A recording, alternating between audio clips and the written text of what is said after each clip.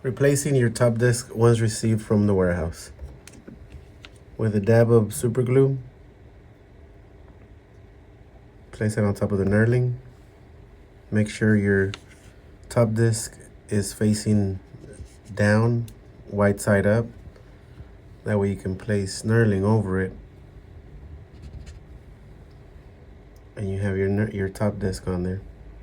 If received from the warehouse with the protecting plastic, you could just take it off with your fingernail, like so.